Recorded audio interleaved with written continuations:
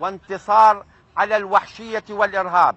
وأعلن هنا من هنا وللعالم أجمع انتهاء وفشل وانهيار دولة الخرافة. بتعالى عليك اخوي ابو قنيدره، ما عشت ويانا لحظه انتصار. اقول لك شهوه ويانا لو علينا اخوي ابو قنيدره، يا تلقى هاي طقت قيطانك طقت قلبك. علي هذه الدرجه تحب ابا قنيدره؟ لا والله، بس من ما تخرب عندنا حذاء هسه وين اودي الفرد الثاني؟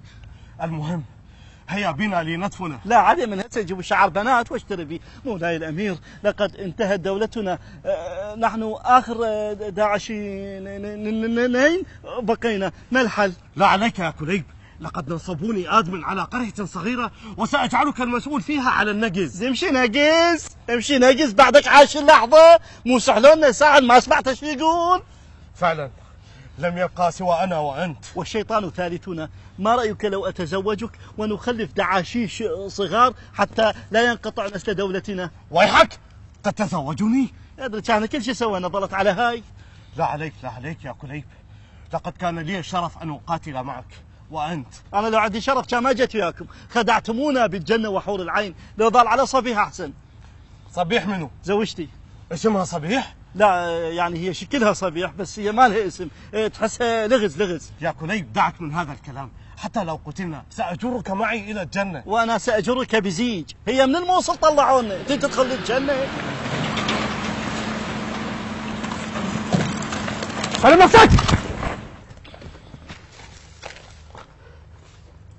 سلم نفسك. سيدي ما يحتاج تسحب أقسام، احنا بكلاخ نعترف. مولاي كلاك يعور، قل له راشدي. لابسين أحزمة مناسبة؟ لا وين سيدي العميد الجندي الملازم الضابط، ما لابسين بس هدومنا، واذا تريد نزاحنا عاد احنا دبسيسيه. وين جماعتكم البقية؟ شنو احنا خالد مو بعينك؟ لا بس ابو قنيدره ومات. شوف اذا على كدك بالعافيه، شوف خذتنا السوالف ونسينا نتبارك لكم على الخير يا ولد، على الخير بالنصر طيحتوا حظنا. شوف مولاي هاي الزلم مو لحيتك كانها لي ما نعجع انس. سيدي قشمروا علينا، قالوا لنا بس طبون للجنة وتزوجون حور العين.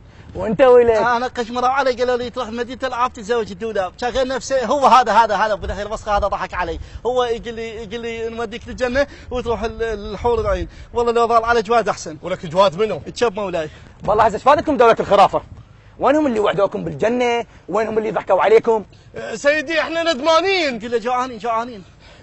مو انت اللي قلت طب الحشد والجيش تلاحق لنا؟ من ذوقك هذا يا غالي. هاي من كلماتي والحاني، وان شاء الله عندي عمل جديد راح تشوفونه على قناه شيطي فيطي. عمل يقول فلتوا ترى وخلوك اهل اللحايه، بين الحشد والجيش هاي النهايه.